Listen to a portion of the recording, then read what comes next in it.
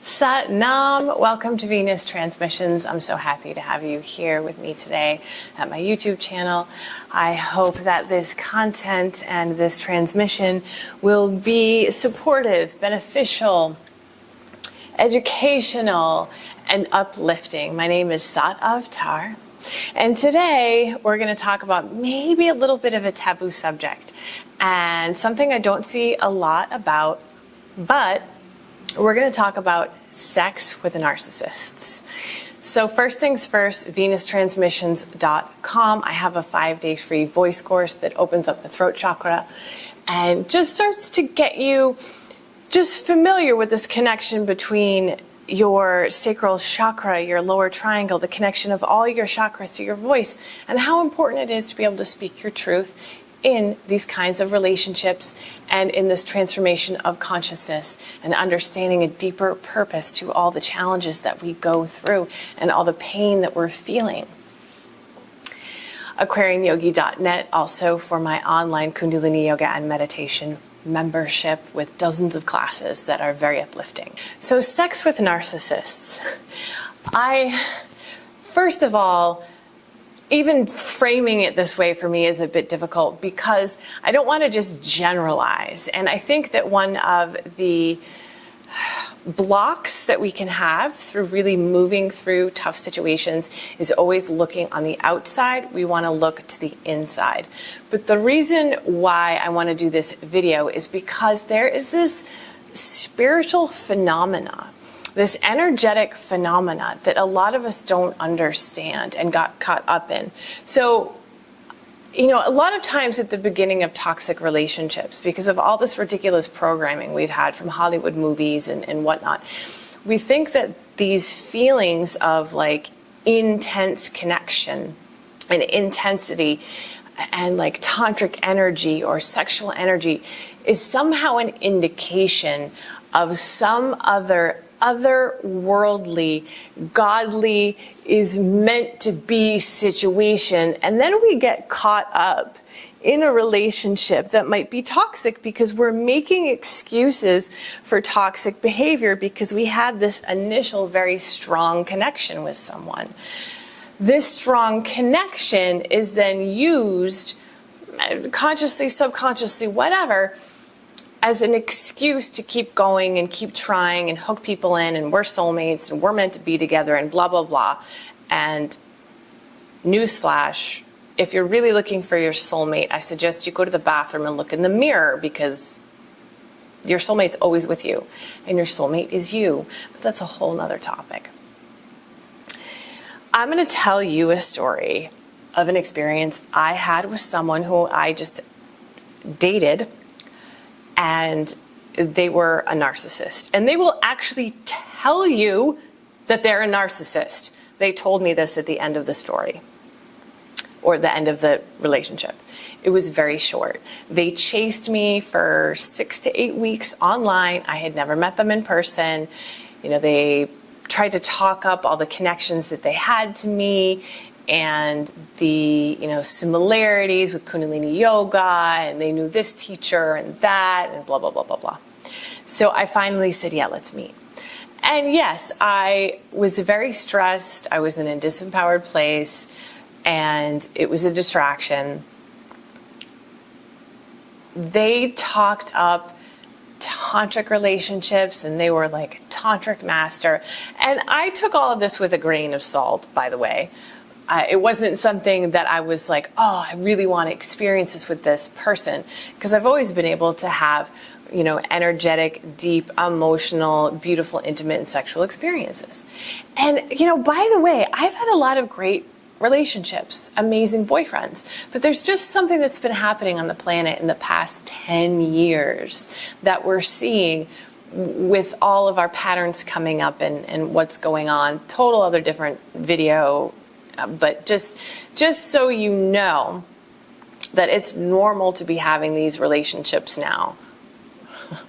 As crazy as that might sound. So I did have sex with this man, and it was unlike anything I had really experienced, the way the energy was. And I don't want to get too into it because it's YouTube and I feel kind of awkward. There's nuances to what actually happened. But there was this feeling where I felt this like opening, this golden, drippy feeling of awesomeness in my heart center, in orgasm.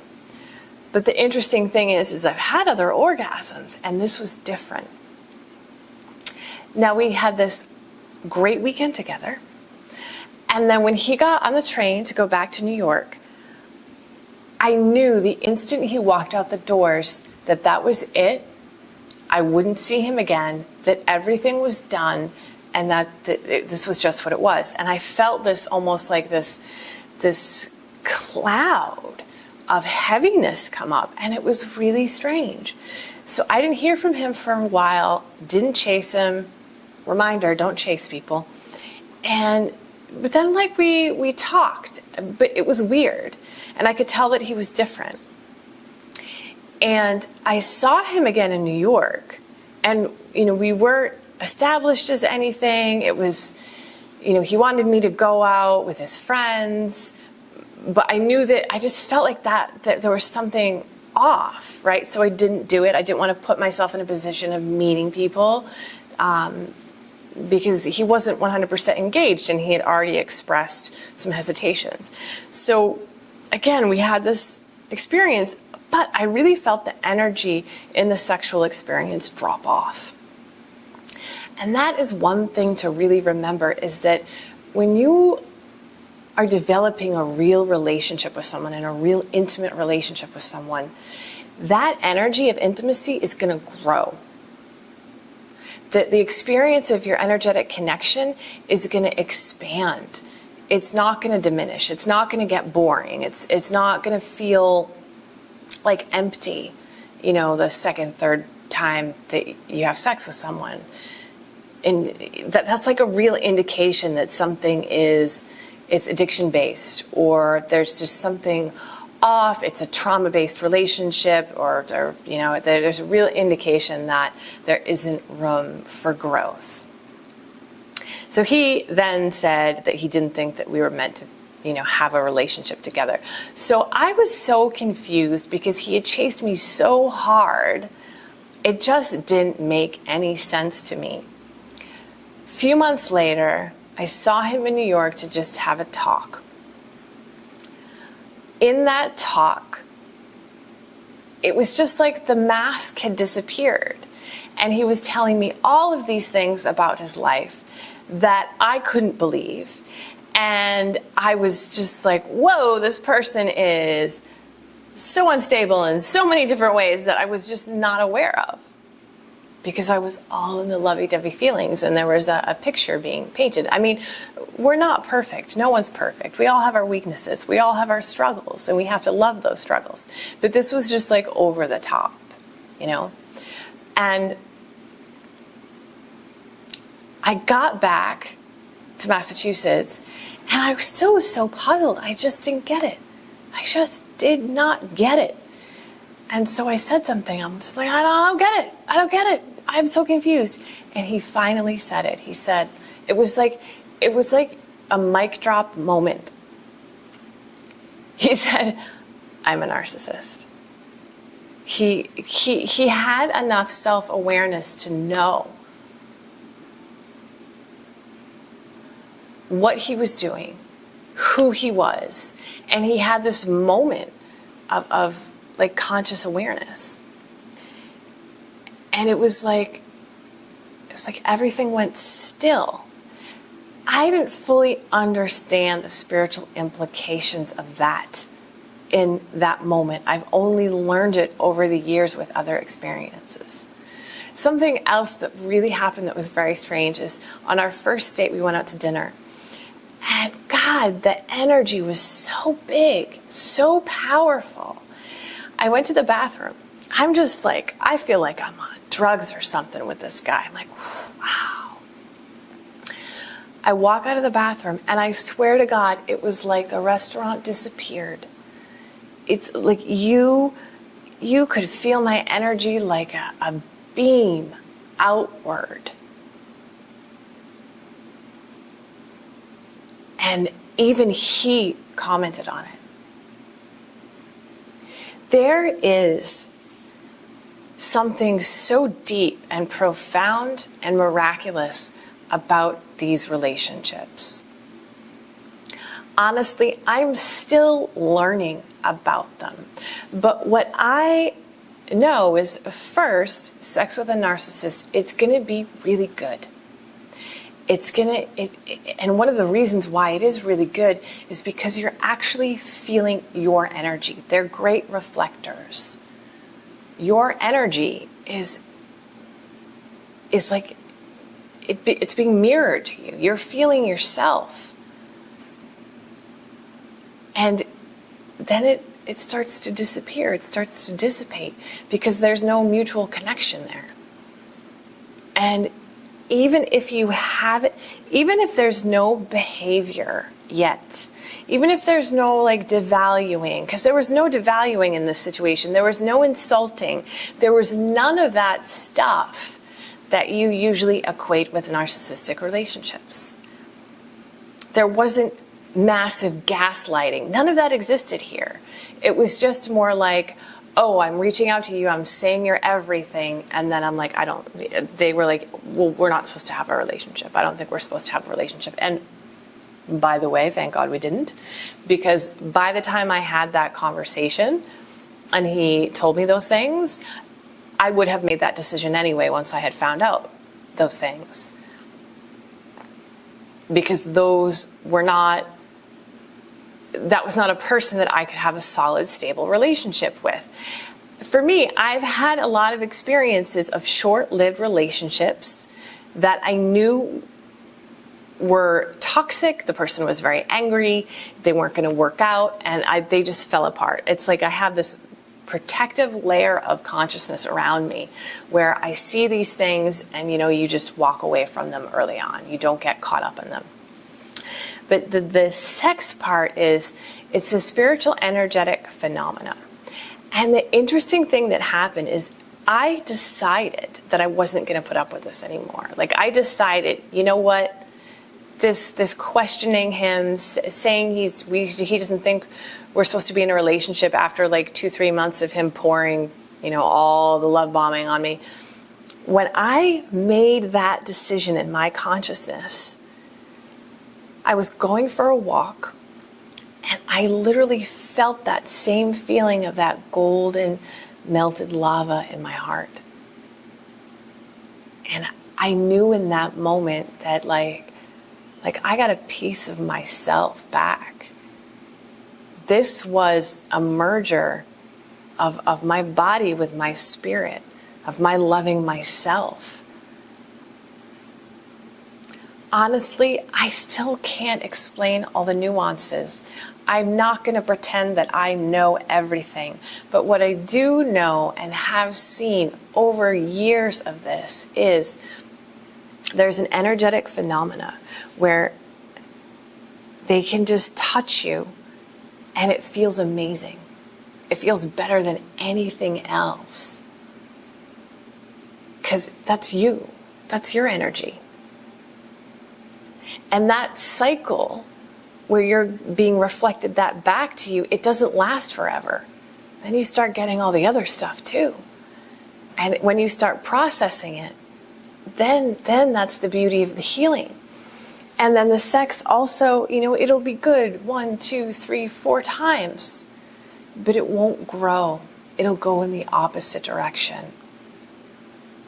There won't be deep connection, and you'll start to wonder why. Because there's no disconnection. There's no connection, it's disconnection. I could definitely talk more about this subject. If you want to know more, if you're wondering about this and some of the nuances of, tantric sex and tantric healing, reach out to me. Happy to do private sessions and talk about that and do some healing around that, but not in any inappropriate way. This is about love. It's about healthy, wholesome interrelating and relationships with people and our own love-based relationship with ourselves and our soul. having these relationships is a gift, because the truth is we are all healing. We're all healing. We're all healing. We've all got so much to our consciousness that we're unraveling. And these relationships are the biggest gift. And it's beyond who's right, who's wrong, who's victim, who's perpetrator. You know, the way you can really also determine what's going on is looking at someone's intentions. You know, is it just a matter of expressing the trauma and being caught up in that story, or doing things with intention and malice to intentionally hurt people? I'm making another video about that subject. Intimacy and energetically, you know, merging with people is sacred. And it's a really, really beautiful thing. As someone who doesn't, you know, engage with a lot of different partners, I don't want to say that it's bad to, you know, have casual sexual experiences, or, you know, everybody's on their own journey, and we're all finding ourselves. And the most powerful thing you can do is release any judgment to anyone else's experience and just focus on creating your own. But do look at scenarios and be patient. When your nervous system is regulated, you don't jump into these experiences with people until you feel more sure, until you feel more confident. And it's really okay to do that. You know, there's a lot of mystifying the sexual experience, and almost, I think, using it as it's an escape. And asking yourself, are you engaging for the right reasons? And, you know, how do you really feel? What's, you know, let's be meditative about it. What's coming up for you? You know, like what have your experiences in the past been? And how can you elevate, you know, whatever your experiences or your judgment is, and come to a new place of really deep understanding. So I feel that at times we may feel that, oh, you know, we've had sex with this person, and we've been engaging this, and it might make us feel shame or dirty, or, you know, like we've done something bad, or how we've been fooled, because a lot of narcissists are very promiscuous. And I just invite you to sit with all of those feelings that are coming up and accept them. Because that is the surest way through them. You know, what we're feeling in gets reflected out. That's what we're going to experience and see. And it all had a purpose. So go into feeling that you know, sex is a sacred thing. And there is a sacred lesson to be had from these experiences. Please leave any questions below. I would love to hear your experiences with this as well, especially, you know, how you felt, if you had similar feelings of, you know, these really heightened feelings in the beginning and then them dropping off. And as you reclaim your power, are you feeling that power come back? Are you really tuning into what's going on in your body? You can also work with me privately. I have a certain number of private spots open for one-to-one sessions of soul connection sessions, which is all about looking how we have fragmented our soul and ourself, and how these relationships are helping to bring us back home, and somatic healing and tools and deep spiritual experiences and knowledge to learn what's really going on here. I've been practicing Kundalini Yoga for 25 years, teaching for about 14. And I've seen a lot of different stuff. I live here in Tulum, which is kind of a crazy place in Mexico, a beautiful, very spiritual place. So if you're ever in Tulum, please get in touch with me through my website. And working with the voice so that we can express ourselves, speak our truth. And the voice is intimately connected to the sacral chakra. If you look at the larynx and the ovaries and the clitoris and all of these areas, there's so much going on. There's so many similarities, even between the male organs and the inner female organs. We're so unified. And it's all about coming home. Once we come home to ourselves, we can come home to the rest of the world. Satnam.